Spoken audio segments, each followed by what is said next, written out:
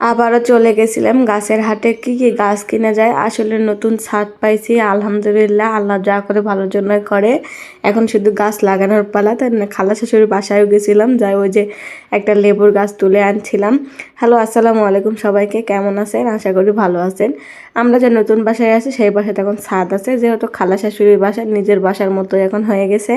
এখন যেই গাছ লাগাবো সেটাই হয়ে যাবে আলহামদুলিল্লাহ। আমার তো অনেক দিনের শখ ছিল যে একটু গাছ লাগাবো, ছাদে ফলের গাছ, ফুলের গাছ, সবজির গাছ থাকবে।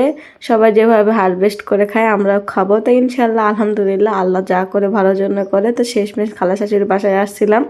তো এতদিন গুছাইতে পারতেছিলাম না, যেহেতু জিনিসপত্র নিয়ে ব্যস্ত ছিলাম। তো এখন যেহেতু ফ্রি হয়েছি তাই চিন্তা করলাম যে এখন যায় তো হাট থেকে গাছ কিনে আনা যায়, লাগানো যায়। তো ফাইনালি গাছ আনছিল ওর বাবা, আবার আমরাও হাটে গেছিলাম, যাই কিনে আনছিলাম। এই যে লাউয়ের গাছ লাগাইছিলাম, যাতে গরম যেহেতু পড়ে যাইতেছে গরমের সময় লাউ খাইতে পারি সেই জন্য আর কি।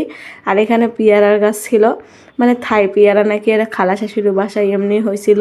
আর একটা নতুন কিনতে হবে, এখন বিসমিল্লা বলে এটা লাগানো হয়েছে। মানে পেয়ারা গাছ আর ছোট্ট একটা লেবুর গাছ, এটা যদি যতদূর হয় হোক, আর না হলে না হবে, কোনো সমস্যা নেই। পরে একটা কিনে আনে লাগাই দিব, কোনো সমস্যা নেই আলহামদুলিল্লাহ। এখন তো ছাদ আছে, কোনো সমস্যা নেই, যেটা যেটা মন চাইবে সেটা সেটা লাগাইতে পারবো। আগে তো ছিল না, এখন যা করছে আল্লাহ ভালোর জন্যই করছে। তাই দেখে আমার হাজব্যান্ডকে লাগাই দিয়েছিলাম গাছ লাগাতে, আমি লাগাই নাই, আমি অল্প কিছু লাগাইছিলাম আর বাদ বাকিটা ওই লাগাইছিল। ও গাছ লাগাতে খুবই পছন্দ করে সেই জন্য আর কি। তো যাই হোক লাগাচ্ছিল, আমি দেখতেছিলাম, মানে বেগুনের গাছও নিয়ে আসছিলাম, যে বেগুন কেন বাদ যাবে, ঘরের মধ্যে বেগুন একটা হলেও তো খাওয়া যাবে কোনো সার বীজ ছাড়া। এখানে বীজ নিয়ে আসছিলাম, মানে লাউয়ের বীজ, শশার বীজ এগুলো ছিল। তো এগুলো বাদ দিয়ে ও মাটি তুলতেছিল, মাটি শর্ট ছিল সেই জন্য আর কি। তো যাই হোক এই যে আরও গাছ, মানে মশলাপাতি কিনে আনছিলাম, মানে গাছের খাবার। কেনার পরে আবারও বাজারে গেছিলাম, মানে যতবার মানে কিনতে ইচ্ছা হয় ততবারই বাজারে যাই। তো এবার যাই সার কিনছিলাম, মানে ওই যে 3 মিশালি সার দেয় ওরা, মানে 50 টাকা থেকে শুরু। তো আমরা 50 টাকারটাই প্রথমে শুরু করলাম, কারণ আমরা যেহেতু নতুন বাগানি, মানে নতুন ছাদ বাগান করতেছি, তো 50 টাকা থেকে শুরু হয়ে যাক, তারপরে দেখা যাবে নি, আল্লাহ যা করে দেখা যাক। তো এই যে সার নিচ্ছিলাম, মানে 3 প্যাকেট দিচ্ছিল। হায় রে, এটা নাকি গোবর সার। আর মানে বিভিন্ন রকমের সার আছে, যে গোবর সার বাড়িতে গোবর, এই সার মানুষ ফেলে দেয়, মানে গোবর গাড়ি ফেলে দেয়, সেই সার সুন্দর করে শুকায় সুন্দর করে একবার প্যাকেট করে 20 টাকা প্যাকেট বিক্রি করতেছে। যাই হোক, এখন শহরের দিকে তো পাওয়া যাবে না, যেটাই পাচ্ছি এটাই সোনা। তবে এদিকে অনেক গাছ দেখা দেখি পরে আবার গাছ কিনছিলাম। এখানে অনেক রকমের গাছ ছিল, বোম্বাই মরিচ থেকে শুরু। তো খালা শাশুড়ির বাসায় আসছিলাম সেই জন্য আর কি।